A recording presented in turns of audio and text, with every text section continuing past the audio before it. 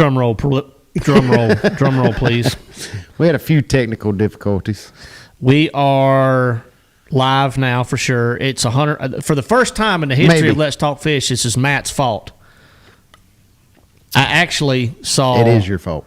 I actually saw. Well, not really. It's somewhat your fault. So I'm an administrator on the YouTube channel. It was his fault. And I saw it wasn't Tyler's fault for once. I saw the show pop up, but it wasn't live. It said 42 minutes ago, and I thought the stream had ended, and I'm like, oh, this is an old one, so I deleted it.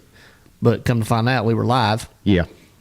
And I deleted it, which discontinued everything. So Tyler had to put everything back in. But we are live now. We're back 2 weeks in a row. 2 weeks in a row. 2 weeks in a row.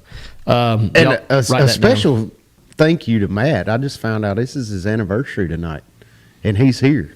Oh, not thank you to Matt. Thank you to Emily. I'm about to say. Yeah, thank you to Emily for allowing him to come do this show. And congratulations. Thanks, buddy.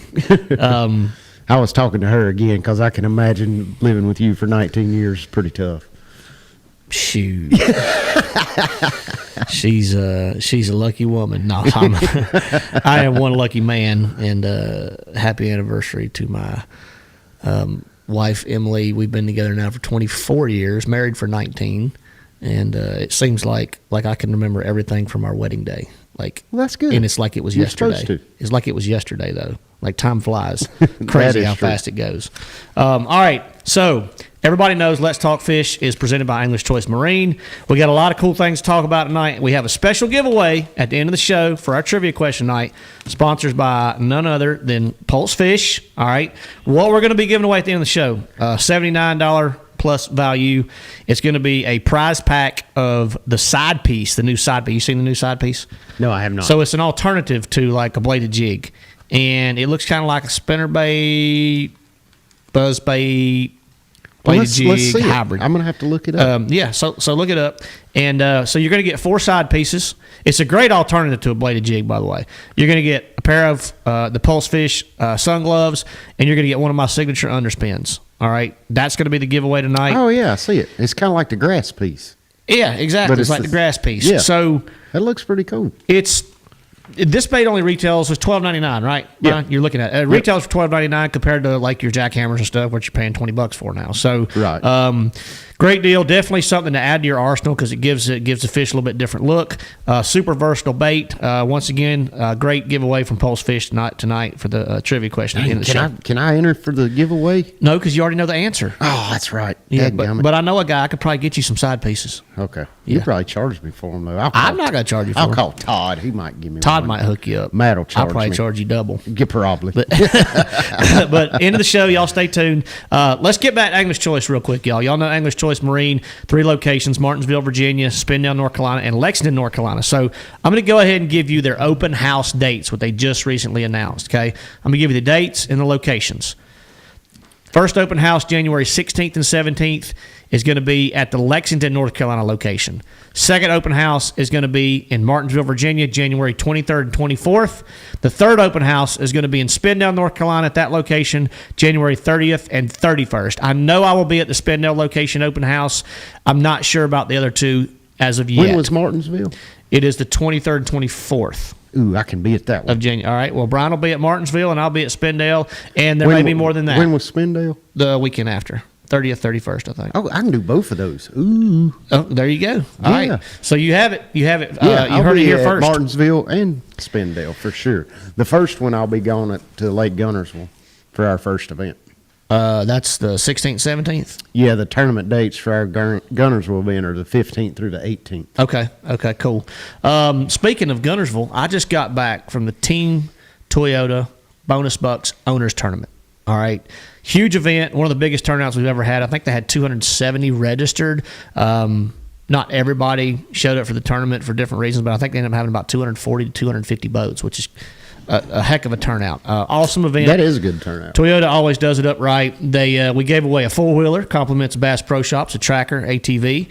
We gave away, we paid 31 places, $5,000 payout first place, guaranteed, and gave away some cool Bass Pro gift cards, some Costa sunglasses stuff. That's like a $600 package from Costa sunglasses. Awesome time. And we had a great turn. All the pros were there. All the Team Toyota guys. Van Dam was there. Ike was there. Swindle was there. Scroggins was there. MDJ, Brandon Polnick, who's new to the team this year. Yeah. All the Bassmaster girls, Christine Fisher, Maggie Jo, Anastasia, they were all there. They actually did a little Bassmaster program on Saturday morning that I got to participate in, and that's a really, really cool deal. Any young or old ladies out there that are looking to get involved in fishing, bass fishing in particular, check out those events. They have them in conjunction with a lot of the elite tournaments, but you can go to bassmaster.com and find out more about that. But yeah, those Bassmaster, H-E-R, programs are really, really cool, and they're a lot of fun to attend. I got to participate in one this past weekend, and did you have to wear a wig? No, I didn't have to wear a wig. Okay, that's just but curious. We got to go in there and help teach some casting and things like that. So Swindle and BP and I were there as guests of the ladies, of course, and we they kind of took the reins and did a great job, and then they turned it over to us for some rod and reel setup tips and casting tips and things like that. We had a good time though. All right, on to the by the way, owners tournament. Owners tournament, first time a husband and wife team has won that event. Is cool. 21, 22 pounds, I think is what it took. But there were some studs in this tournament. Now. I when there were some local heavy hitters, there were some college kids. He's a legend on that lake. He's a lot of guns. Older fella, got glasses. Won a lot of BFLs back in the day. Edward. Yes, Geddes. Yeah, okay, Geddes. So funny story. So Emily is down there with us. She's helping work the Toyota registration tent where they give away all the Team Toyota swag to all the participants, right. And they feed them and everything like that. So all the fishermen are coming through, and they'll line up like an hour before registration starts. Like they're jacked to be there. Like this is. Well, you got 240 people. Yeah. So everybody's pretty much gone through. And this fella comes in with his bib still on, his hair all windblown, glasses on, with a younger kid. And they go through the line, and Emily tells me afterwards, she's like, I saw a fisherman, like a straight up gangster fisherman. Oh yeah. She's like, all these guys came in, looked like they'd been off the water for a while. He looked like he just rolled out the boat, and she didn't know who it was. She described him to me. And I said, I know exactly who that was. And I pointed him out, and she said, yep, that's him. She's like, I can tell. She's like, he's a fisherman. And I'm he might have just picked the winner of this tournament too, darling. Like he's won a lot of tournaments, and he's combined his knowledge and experience on that lake with a younger guy. Now, forgive me because I forgot his name, but this kid won the All-American. Yeah. So they were fishing together, and I'm like, that's like a dangerous duo. It's like the ultimate there. Team. Now, I'm pretty sure they did pretty well. They didn't win, obviously, but they did really well. So, believe it or not, Anthony, Lisa Talmadge from Bassmaster was there. The Bassmaster crew helps run this event from the weigh-in to from blast off to the weigh-in. Gerald actually emceed the event, so that was a lot of fun for everybody. That was entertaining. That's worth going to right there. Oh, yeah. But Lisa got them out of there relatively quick, probably within, I'm going to say 20, 25 minutes. She had 200. Where did y'all go out of? Goose Pond. Goose Pond up in the mouth of North Salty. Yeah. Yep. And shout out to our buddy Paul down there that Paul that owns GTO? Yeah. Okay, so now he owns Goose Pond and Waterfront now. So yeah. he's got it all. He's got it all. Yes. He got it. He knows what he's doing down there too. Best breakfast sandwiches maybe in the country. Oh yeah. Like for a grill that's next to a lake. Like oh yeah. I will be visiting that probably every day of practice. 100%. When I'm there. I don't care if I want to fish the dam or way up at the lock. Yeah. I'm gonna be putting in right there so I can get about that sandwich. 1 o'clock. I'll be calling, ordering me a sandwich. That's right. Yep. Walk up there and pick it up. That's right. But all right. So I want to talk about something else real quick. We're gonna jump in. We're gonna talk about the BPT Cup that Brian just got done fishing. And I want to jump in and talk about real quick that Angler's Choice had their final team tournament this past weekend on Lake Wiley. Okay, we mentioned this tournament last week. $10,000 guaranteed regardless of the number of boats they had. I think they ended up having close to 70 boats, which is a good turnout based on the time of the year and everything else that was going on. I know they're full trail next year. Right. We'll announce they don't have the dates. They have some of them, yeah. and actually Austin sent them to me, and I said, let's wait till everything's set in stone before we announce it, because I don't want, give bass. I told Austin, I said, we don't want to give any bass fishermen a reason to get pissed off. Right, yeah, because they're going. Because they will. We got one at Norman in May, and then something happens, and it's like not in May. Well, yeah, then they got to get the approvals from the ramp, right. All that stuff. You know how it works.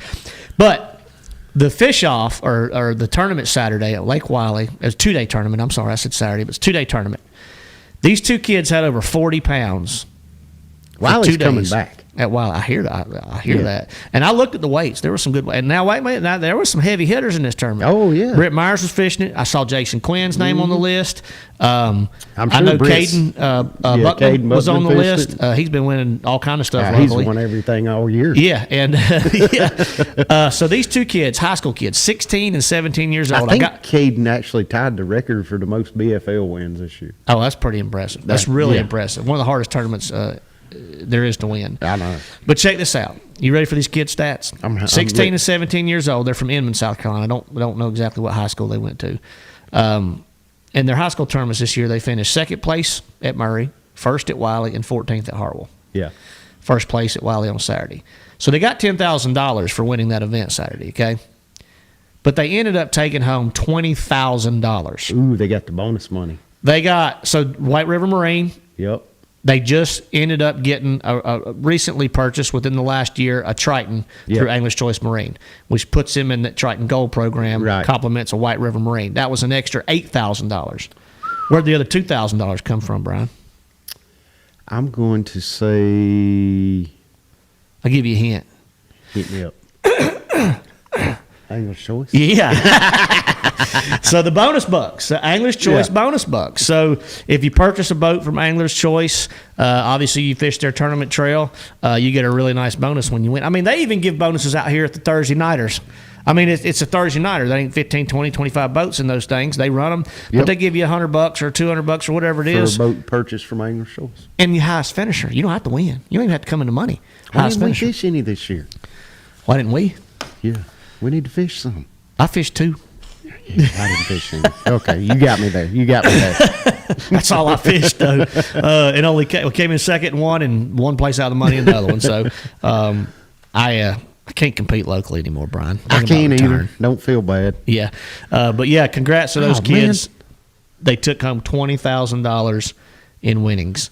And, again, that's a you okay? Sorry. No, I've done something. Well, you don't have to tell everybody. You could just stay quiet and work on it. It was pretty obvious when he was just clicking all over the screen. And his fingers are going wild over here. I've lost I got to leave and come back. All right. Tyler, that's awesome, dude. That was his first. That's funny because he said that was his first Toyota Owners event. Everybody that I surveyed there, which not what, I didn't get to talk to everybody. But, Keith said technical difficulties again. I'm back. I hope that's just for No, Brian. that wasn't technical difficulties. That was not us. Technical stupidity on my part. I surveyed quite a few that came through the line, and I asked them if this was their first one. More often than not, they would say no. A lot of them said this was the second one. They came last year and they had to come back. So Tyler's proof right there that he got to experience one of the owners events this year, and he said I'll definitely be back. He came down from Virginia, North Carolina state line there, so said everything was run very well. But no, we appreciate you making the drive to come down there and supporting everybody, and Toyota especially, because Toyota does so much for our industry. They do. They've been in the bass fishing community for a long time. Like 30 years. Yeah. One of the longest running, supporters of the fishing industry. That's older than like all of our top 10 in the AOI at Bass. That's older than I've been fishing. You were fishing when you were 15.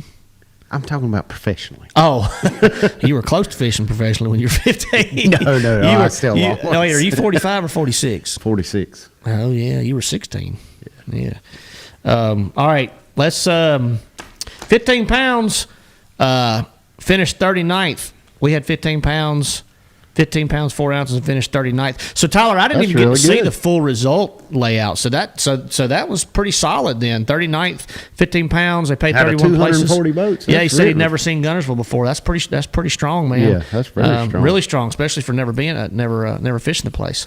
But that's cool. It was cool that it was Guntersville for a lot of reasons. But one is that's a bucket list lake for a lot of people. That gave them a great reason to go there. A free event put on by Toyota, and they get to fish a lake that's and get to meet everybody and just hang out and have a good time. Yeah, it was really, really cool experience. Kelly, she said that she was there for the Bassmaster Her workshop. Would love to do a tournament sometime. Well, there you go, Kelly. The opportunities are there. You just got to go out and grab them. But yeah, hope to see you at an event sometime. Let's see. BPT Cup is next. Let's talk about. Cup. So you see the title of the show. I think I hope it says it happened again. It did. It's right now. Okay, good. That's right. Instead, it happens again. But what happened again, Tyler said, is Wheeler won back-to-back cups, didn't he? Okay. Yep. I didn't know what happened. They wouldn't tell me. Yeah. Well, a lot two of different Well, partners. I mean, it happened again. Toyota put on a phenomenal event. It happened again that Elijah and Gibson won at Lake Wiley. Yeah, that's what I'm saying. Like, I didn't know what happened. A lot has happened again. A lot has happened again, hence the title of the podcast of our show tonight. So, talk about the Cup. I can't even remember what lakes. I know. You could say it happened again that I finished last in my group. Look, I'm not an expert by no means, but he fished with Colby Miller, who, by the way, I got to meet for the first time. Colby's a great kid. Y'all great dude. And great dude. super good kid, very laid back, and y'all pair well together. Just we do. We work great together. Yeah. So we had to make a detour on the way to. So me and Colby stayed at Scott Canterbury's house. Colby and I stayed at Scott Canterbury's house because it's kind of close to Anniston, and Matt jumped in there. Y'all were going to Gunnersville.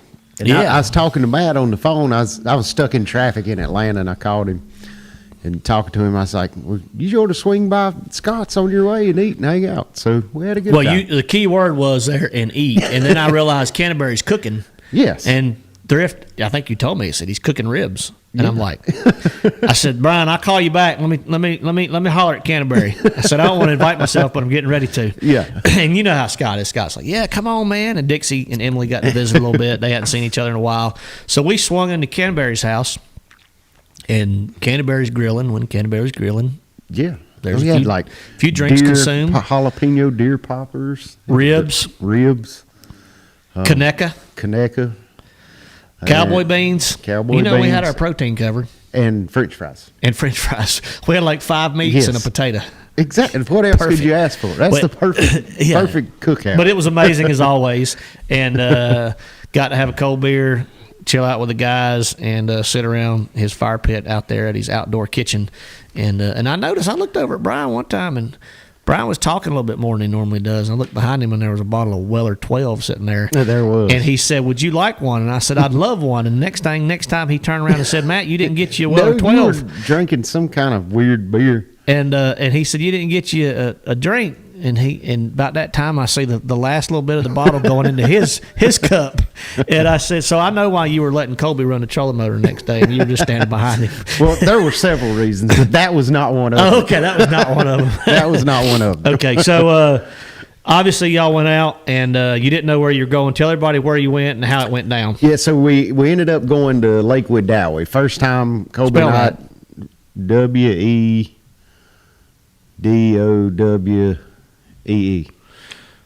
Is that right? How do you know, Tyler? Because I know about that lake.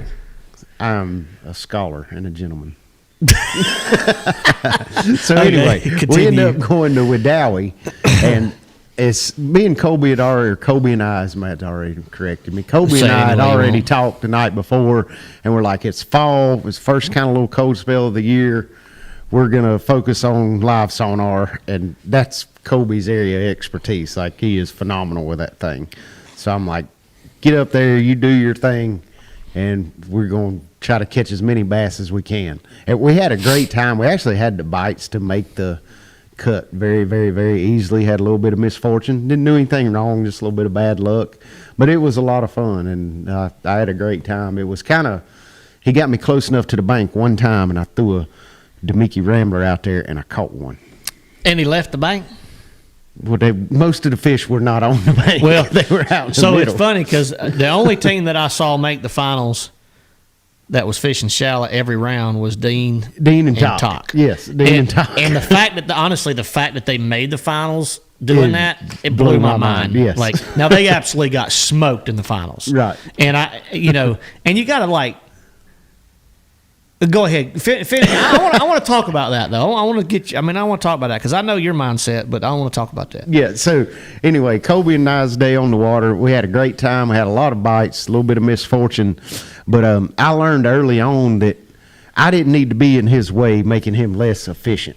So he was on the front deck for about 75% of the day doing his thing with the live sonar, and so I figured this out. So I would sit at the console and watch the live on the console graph. And if he would see 2 bass, I'd get up front and get ready. Because if he hooked one, I'd throw in there and try to catch the other one. You're so smart. I know. So that was the game plan. What if he saw 3? If he saw, I was up there. Okay. One time we did hit a good group of them, and we ended up catching like 5 in, 3 minutes. But we never did find another big group. Like there were like 20 or 30 of them. Were y'all not leading after the first period? I think we were leading like halfway through the second period. Okay, I knew you were leading after the first because I had checked on you. Yeah, it was fun. I learned a lot fishing with Colby, just seeing the correct way to use live sonar, if you will say. But it was a lot of fun. I'm not going to say I think the one place we messed up was we kind of left the area we were catching them in thinking we could find something else. And we did get a few other bites, but we probably should have kind of stayed where we were halfway through the day when we left and started running around. But hindsight's 2020. We could just as easily pulled in somewhere that had them better than how we were catching them. So that's just part of it. Part of fishing. Didn't make any bad decisions. Just had a little bit of misfortune. Had a lot of fun. And then watched live the rest of the week. And, man, I thought that Weiss Lake was going to be a lot better than it was. Yeah, I got to watch. Weiss. I got to sporadically watch some of that throughout the owners event. I'd dabble in as much as I could. Yeah. And it was kind of depressing from like what you've heard historically about that place. Yeah, I've heard that lake's just one of the better shallow fish. Now you were there in October, so right. But then I guess the second round when Jake and Alton won, they had a pretty good day. Alton was catching them pretty good on the square bill. Yeah, that's right. They were fishing that mainly one stretch of riprap where they caught most of them, I think. But right, yeah, they hit that one stretch where they were pulled up. But it was a fun event. That was my first time. I have very little experience on the Coosa River, so that was only my second time fishing a Coosa River lake. And I don't guess I even actually got to fish a Coosa River lake. I don't think Wedowie's on the Coosa River. I think it's on some other river. Do you know that, Tyler knew how to spell it. Maybe he knows where it is. What river's Wedowie on? I don't know that part. I think it's a T, like Tallapoosa or something. I can look it up. I don't know. It's not that important. I was thinking we were going to go to Logan Martin for the first round just because we were kind of close to it. And I was like, man, I hope we go there because I've never been there before and I've heard so much about it. Thrift, you been working out? I have been working out. Buddy said you look good. It's on the Tallapoosa and Little Tallapoosa. He said looking in shape, what he said. Tallapoosa. Yeah. Hey, is that how it is? I don't know. Tallapoosa. You were right and wrong I was at right. the same time. I knew and did not think I knew. Okay, but so it was a fun event. The final round went to Logan Martin, which a lot of guys have some history with, including Dustin, obviously, who fished with Wheeler in the final round. Right. I think that was Dustin's first Cup win, if I'm not mistaken. But it was. Was that his first Cup win? I mean, not red Chris. I mean, but you know what Cup I mean. Team event. Like team event. I think it was his first team event. Yeah, I think. Okay, so my question to you was your mentality, because my mentality is already like I'm going into this Logan Martin, all those guys fishing it knew it was slam full of spotted bass. Right. It's chock full of them. Right. Like tons of them. And obviously the majority of them going to be on bait off the bank. Time of the year. And right out of the gate, Jake, Alton Jr., Wheeler, Dustin, Bradley and Greg not so much, and Talk but and Dean. They were doing the forward pace live. They were, sonar, but I don't think they started off doing that, did they? Maybe they did. I think they did. Maybe they did. Okay, maybe yeah. they did. Dean and Talk immediately go to the bank. Now, they caught some fish the first period, and they kind of hung on by a thread for one period, and then they absolutely started getting smoked. Yeah. Yep. They never left the bank, dude. Talk don't leave the bank. The whole tournament. But I mean, I love it. So here, look, I don't know Dean and Talk great guys, seem like great guys. Oh, but yeah, I don't have a guys. long-standing relationship with them like Brian does, and Brian's fished with them. I haven't fished with them. Same league anyway. I don't understand that. Like, I've always tried to do whatever it takes to adapt to try to, especially in a final round, I mean, to win the tournament, right? So What are they thinking? Like, why did they not? Okay, so here's my question: Is their thought process? Well, you got Wheeler and Connell and Alton Jr. and Jake Lawrence out there scoping. If we go scope against them, there's no way we can beat them.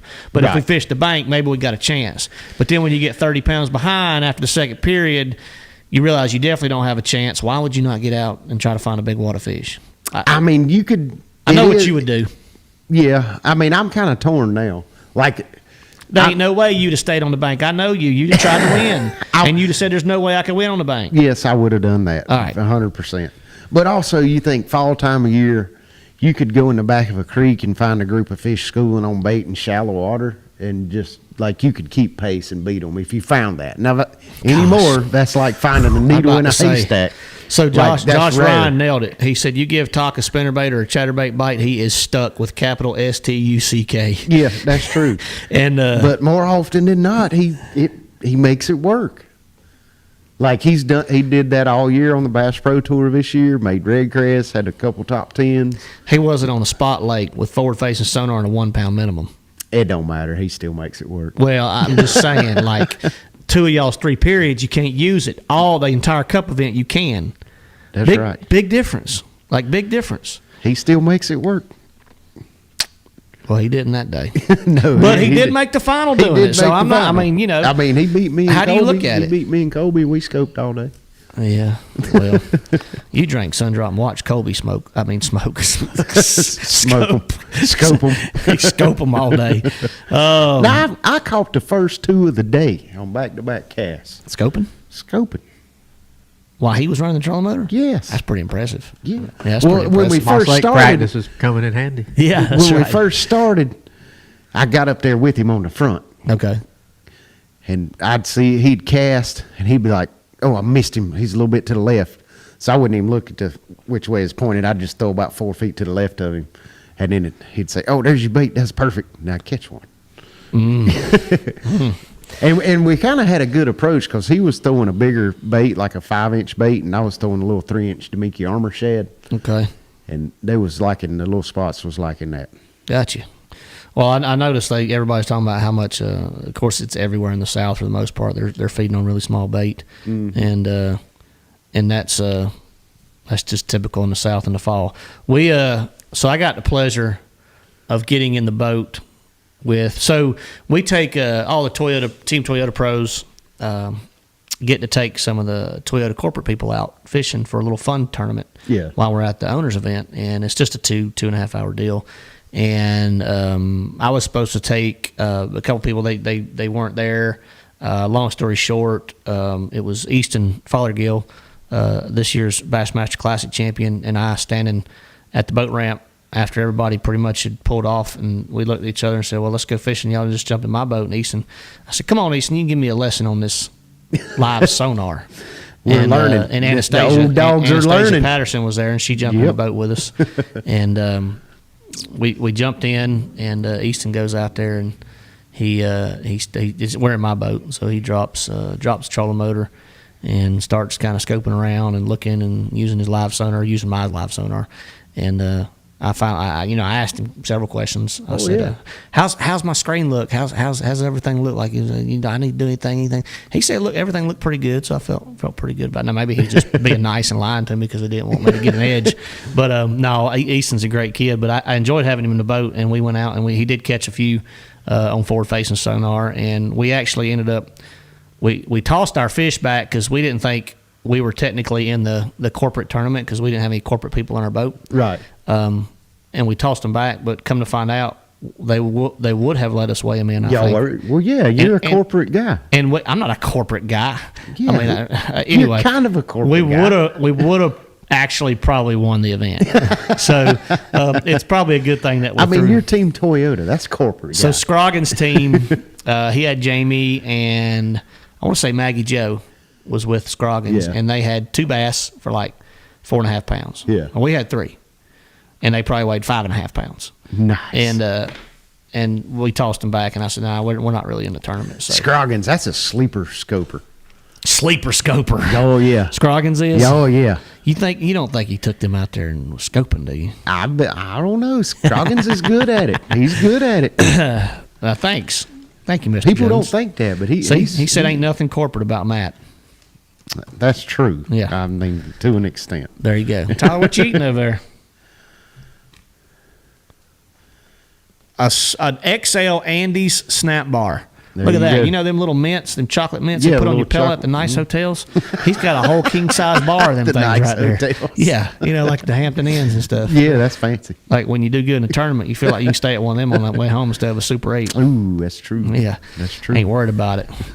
Do it for the mints. I do it for the mints. All right, we got a few things left to cover. Not a whole lot. Let's open it up. We got almost 200 viewers. Let's open it up to questions too, y'all. I'm gonna. If you got any questions about fall fishing, I did see a question earlier, Brian. I did too about jerkbait. Yeah, jerkbait colors for Bugs Island Lakes. What you got? Jerkbait for this time of year. This time of year, I'm thinking clear water, so I'm going with something natural. Like I like. So Bugs has got herring kind of fish in it now, so I tend to go with something with like a light olive green back. Like I like something like a just an olive green with kind of a translucent side and a little bit of a white belly, something like that. For some reason around herring fish, they seem to like that olive kind of back colored and a translucent. There's a mega bass color called Pro Green. Oh yeah, I was trying to think of the name. There was it, the green gizzard.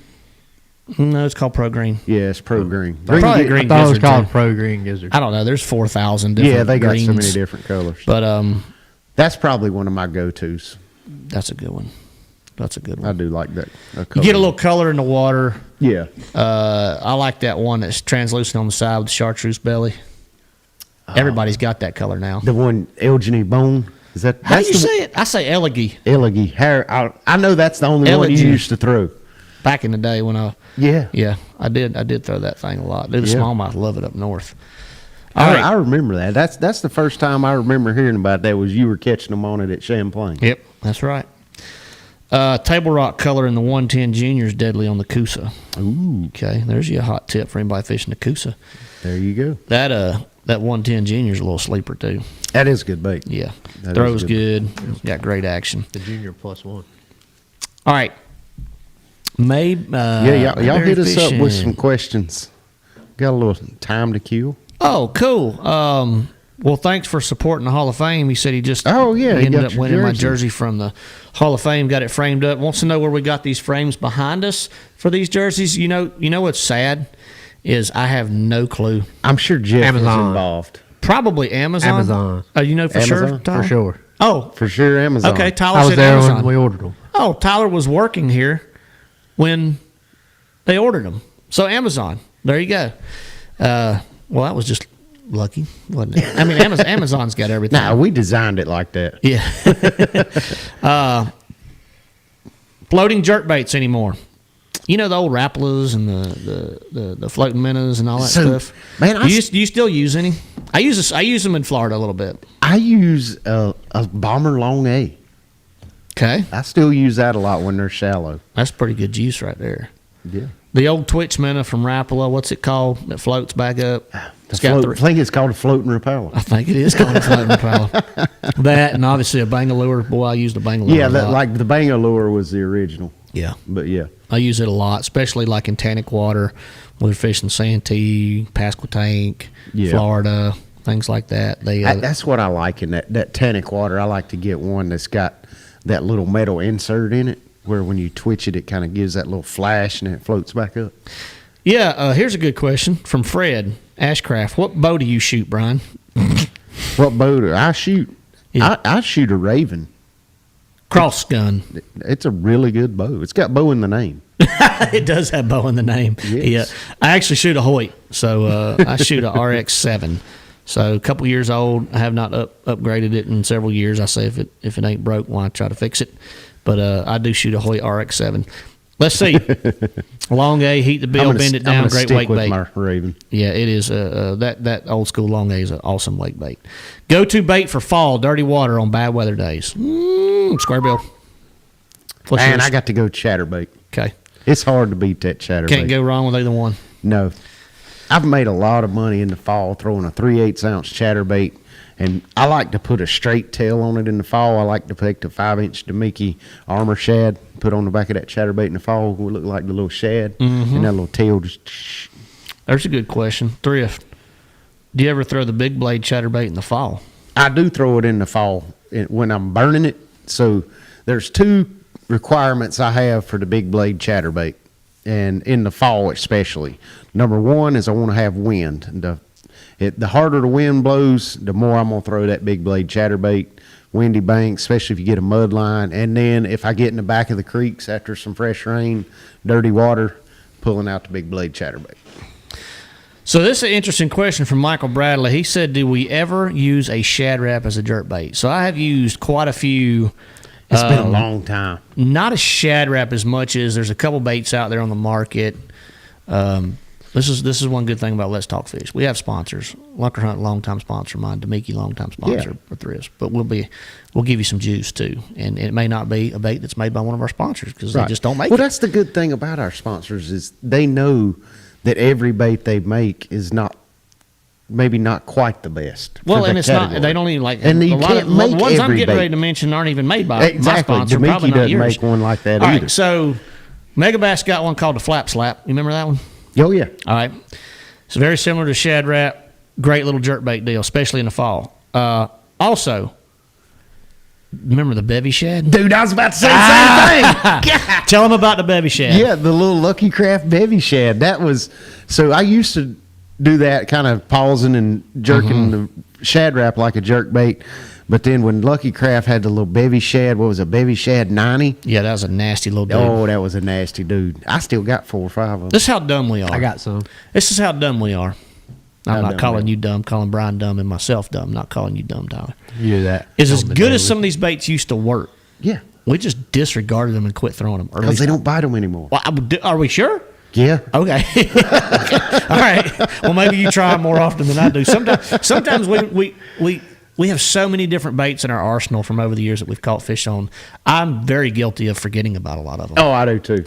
And I let the current trends. Well, I think that's what we've ingrained in our brains since we started tournament bass fishing, at the professional level is you've got to find a bait nobody else is throwing. So you keep trying to get ahead of the trends and be the first one in that trend.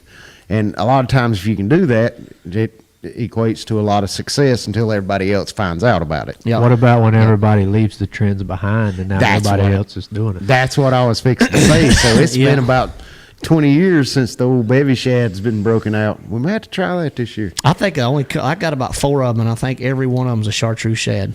I mean, I might have that American shad. Was that the foil-looking one? I don't know. Yeah, with the scales on it. Yeah, with the blue back. So my favorite was the striped shad.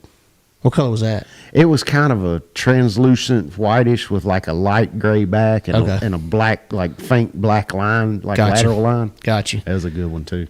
Okay, exactly, Jeremy. I know, actually, Jeremy, I crank all the time, especially shallow crank. Yeah, yeah, they still. I seen a question. What's the best square bill all around for laydowns? The best all around one, actually, Lunker Hunt's got a new square bill that I really like. They got the Jolt, which is a little bit narrow body, but the fatter one that they got.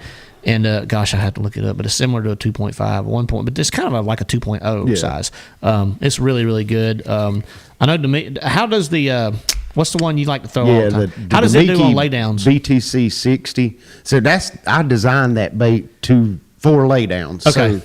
So I told them the idea I wanted a plastic bodied bait that we could fish like a balsa bait. So it floats really high. When you stop it, it actually backs up. So if you feel your line coming up to a laydown, you can actually pause your retrieve and throw it a little slack, and that bait will actually float up backwards. It'll back up 3 or 4 inches as it's going. And that is the biggest deal for cranking laydowns. And that's why which they're still great, the original Bagley's, that's Balsa why Bees. the Bagley baits and all those fat balsa crankbaits, that's why they were so good in brush, because they would float up and they would back up as they were floating. They float really high. So we were able to do the same thing with that BTC 60 from Demiki. Yeah, there was another one. Zoom made a fat square bill. It was a WEC something. I never did get any Zoom crankbaits. They were too expensive for me. I had some of the sweet peas and things like that, but they had a fat one, and I don't even know if I probably still got one or two of them. It did really good. Yeah. But yeah, there's a lot of, I mean, obviously all the Lucky Craft square bills, 2.5s, things like that. Yeah. Everybody's making one now for the most part. But yeah, that's true. Like Brian said, the biggest thing is that thing being able to deflect properly or come back. You want it to be a fat body, something that floats really high. Like I can crank that BTC 60 down, and it'll only run about 4 feet, and I can stop my retrieve, and it'll be floating in 3 or 4 seconds. So it's floating up at 12 inches a second, that's what you want when you're cranking wood. Ottercat said the hot lips. I don't think the hot lips going to do too good in lay down. Now, hot lips will get hung a little bit. It's a different type of action. So to me, and this is something I didn't learn this. David Fritz actually told me this. Then it's legit, credible. So, and Fritz, the way he explained it to me and what he likes is a swimming crankbait. But if you notice, all the crankbaits Fritz designed, not knocking them, they do not like a piece of wood. They get hung on every one. That's just the way it is. I mean, you look at the DT6, if it thinks about getting close to a piece of wood, it's going to get hung. I mean, anybody that's thrown one, it's true. I do not crank wood with DTs. No, you can't. No. Because you never get it back. Great bait. Catches a lot of fish. Catches a fool out of fish. But if it hits a piece of wood, you're going to go get it. And so the two different actions, the way David told me a long time ago, is you've got a kind of a diving action like your fat bodied square bills and your big deep diving that's, it's real wide. And then you've got a swimming action, which is your thinner baits like the Fritz side he designed, the DTs he designed. It's more of a swim action type deal. And that's what Fritz always liked. If you ever noticed when Fritz was dominating cranking, and he told me this too, he didn't want his crankbait hitting the bottom. He wanted it to hit what was sticking up off the bottom. So if there was, one rock or something like that, that's what he was trying to, he wasn't grinding the bottom. And that's the way he designed a lot of his crankbaits, was what he told me. That may be wrong now, but that's the way it was back in the day. I had a question here. This is great. Jacob, absolutely I do. I throw a couple different ones. We actually have, at Lunker Hunt, we have the Lunker blade, which is similar to, Demiki has one that has vault. The vault. Yeah. Okay, so Demiki has the vault. Lunker Hunt has the Lunker blade. They look almost identical. They have multiple different hole locations for your snap, 3 connections, which changes the vibration and whatnot. But one bait that I still have in my arsenal is a wing ding. Yeah, the old I've seen you catch them on that before. That wing ding. And, that's another bait, dude. I got them. I just don't ever throw them anymore. There was a good comment. So we're going to have to do this. Michael said, be fun to do a old bait show Q&A. We need to do that one show. Just both of us bring about 15 or 20 old baits and just talk about the good old days. The good old days. You old and you talking about the good old days. Yeah, that vault, though, the blade baits, I don't go anywhere without that tied on. I mean, 365 days a year, because if I get in the right situation where fish are schooled up somewhere, I'm going to catch every one of them. Yeah. Yeah, those little blade baits, don't sleep on them. That's something that's easy to get sidetracked in today's fishing world, because everybody's talking about shaking a mana and throwing a Nico rig and a drop shot, and it's all live sonar. Well, those little blade baits flat catch them, especially this time of year. Yes. They match the hatch as good as anything else. I had one tied on it with Dowie. There you go. Did you ever throw it? I made a couple casts in it. We never found the right situation for it. They were roaming so much. Got you. Like it was hard to stay with them. Got you. The wing ding and the lunker blade and the vault are phenomenal schooling fish baits too, because you can fire them an absolute mile. Yes. And you can work them multiple different ways. So, all right. Here you go. I'm going to give you this one. Any input for fishing Smith Mountain in November? Because I've never been there in the fall, and I've only been there a handful of times in the spring. I've never been there, period. I made All-American on that lake in September one time. I've never been there in my life. But that's summer. Like, it was like late summer. I fished docks the whole time. To fall. I fished docks the whole time with a jig and a wacky worm. There you go. I mean, that's what you do on any lake. You don't know what else to do. That is very true. That is very true. And that was probably back before it had herring in it. It's a herring lake now. That was in 06. Yes, I'd say it was. So, if I fished All-American in 07, that means qualified for it in 06. Yeah. It was 06. There you go. And then I got to leave there and go fish All-American on the wonderful Ohio River. Yep.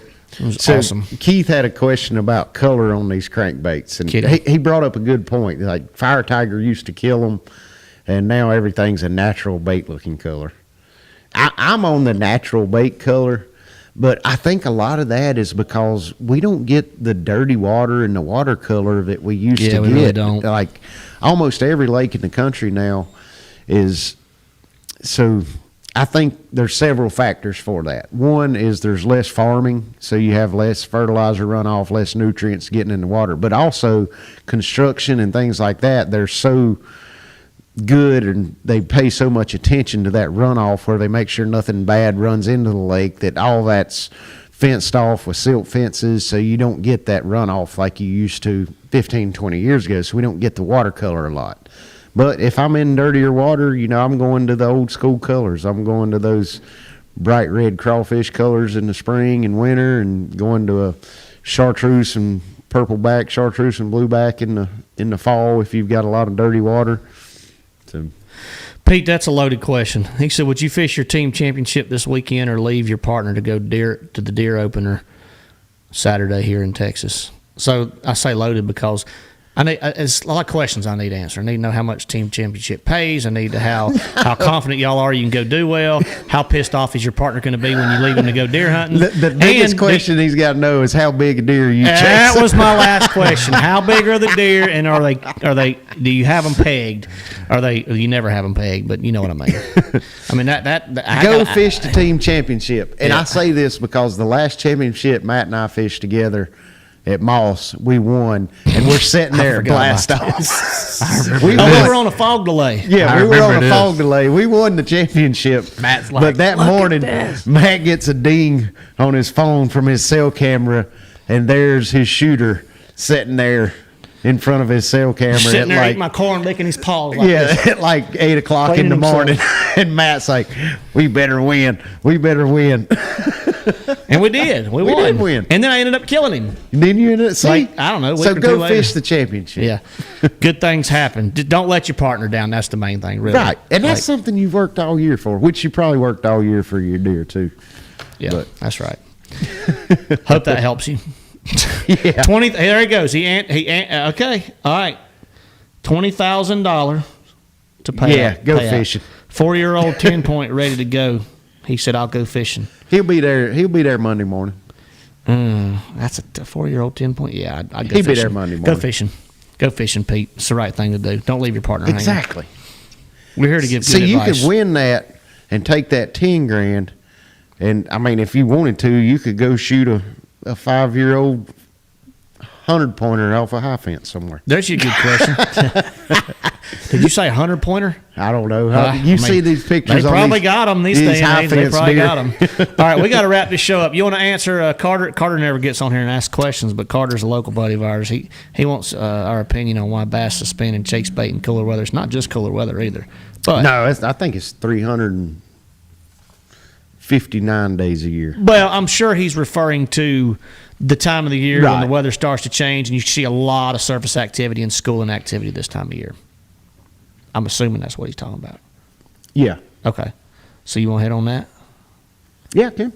Okay. Well, I'm getting our trivia question together. Yeah. Okay. So, Matt's working on trivia. So, that'll be the last question, y'all. Sorry, Carter. My opinion is, once the lake turns over. So if you notice, especially in our area, Carter's from around here. He fishes Moss, Norman, Wiley, and everywhere. And early September, fish will set on structure really good, and you can catch them a lot of different ways. But I think once you get later in September, 1st October, when the lake actually turns over, those fish have a lot of options. They're not going to go below that thermocline before that, and they tend to set in that structure that's right above the thermocline. And once that thermocline busts up, those fish are free to roam, and they get out and just wherever that food source is, that's where they're going to go, because they have no restriction. You know, they've got oxygenated water from top to bottom, and they can be comfortable out in 50 feet of water just as good as they can in 10 feet of water. So I think that tends to put them more on a roaming pattern. And when they're roaming, they're pretty much just eating. That's what they're doing. And if they're not eating, they're hanging around close to the bait. And when they get hungry, they go eat. That's my opinion. Maybe you're wrong. I think you nailed it. But all right, trivia question time, y'all. And we mentioned at the beginning of the show, it's compliments of. We normally do English Choice giveaway. We've got one of my sponsors and partners, Pulse Fish, doing a giveaway tonight. $79 prize pack value. Brand new bait. Yeah, 4 side pieces, brand new bait from Pulse Fish. Y'all you check could be this the thing out. first person in your lake to have it. So, I guarantee you, whoever gets these baits is a really good chance of the first person around their area to have some. Yep. You get 4 side pieces, a pair of the Pulse sun gloves, and one of my signature underspins. The side piece, check it out at pulsefish.com. It's a really, really awesome bait, super versatile. It's kind of an alternative to a bladed jig, spinnerbait type deal. But yeah, side piece, it's been out overseas actually for a while now, which was the grass piece. And I believe it's been in the States now for quite a while. But it was sold through JDM. Yeah, it was sold through JDM. I believe we're the first U.S. retailer to actually market similar, one. Yeah, to market one. So I'm sure there'll be others that follow, especially when they find out what this bait will do. But it's definitely something that you need to have in your arsenal because, again, it's new and it catches fish. That's right. Do you have any grass pieces? I have, I think, 4 of them, and if I've caught a bass on one, I don't remember it. Okay. So have you thrown them much? Not a whole lot. Like, I haven't gave it its due diligence. Yeah. That's my problem with a lot of new baits, too, is I don't really commit to it. Like, I pick it up, make 5 casts, they don't bite it. And then I pick up a bladed jig, and I throw it 30 times, and I catch one. I'm like, oh, they ain't biting the other one. You know, like, just assume they ain't biting the other one. But when you and it's a confidence thing. Yeah. Like, you've already developed that confidence. Exactly. And team tournaments, what a great bait to be throwing behind your partner that is throwing a bladed jig. Different or something sound, like different action. Yep. All right. Different. Here we go. Trivia question time for the Pulse giveaway. As you know, I do have a signature line of rods with Pulse Fish, and although I did not win a ton of money this year, which rod in my lineup, I need to know the name of the rod, which rod in my signature lineup from Pulse did I win the most money on this year? This ought to be pretty easy. Let me see the answer here. Okay. I know the answer. Which rod did I win the most money on? We're going to hear some good names for some rods. I need to screenshot this. I may develop It's a rod. not the check casher. It's not the check casher. They're Googling right now. Good thing is I got a bunch of people going to the I got it. I got a lot of people going to the Pulse Fish website checking them out. It was not. I wish it was the juice. I wish it was the Bill Dance Cat Series. Cat Series. All right, it is the Do-All unit. It's a spinning rod. That's why I said it'd probably be an easy guess. Michael Burr, you are the first one to get that correct. I wish it was. Congratulations, Travis Michael. said the Unfair Advantage, which is my cranking rod. I love that rod, and I did catch some fish on it this year, but I caught more on the Do-All unit than I did anything else. But yeah, go to pulsefish.com. Check our rods out when you get a chance. Everything on there is under $200. Great warranties, great products, and thanks to Pulse for the big giveaway tonight too. So Michael Burr, thank you, Pulse Fish. Send us your information now to our Let's Talk Fish Facebook page. Message our Facebook page at Let's Talk Fish with your shipping information. I'll get it over to Todd at Pulse Fish, and he'll get your prize pack out to you ASAP. This is perfect. It's 8 o'clock, Brian. We did great. And 2 shows in a row. And we may have one next week. You never know. We might. We're on a roll. Y'all, let me thank everybody real quick for going in and subscribing to our YouTube channel. We don't ever do that. We don't want to sound cliche, but we do appreciate it. We're getting like a lot more views now than we're only doing like 1 show a month. And we apologize for that. But I'm like, Brian, I've been trying to do better. I got to put some of that on. We're all trying to do better. But we do appreciate y'all tuning in. If you haven't subscribed to our YouTube channel, at least take a second and go do that. We do appreciate all the support. And it's not that we don't want to be here. It's just life. We got to do. Tis life. It's just life. 46 and 44, both 2 kids. 2 kids, fishing careers.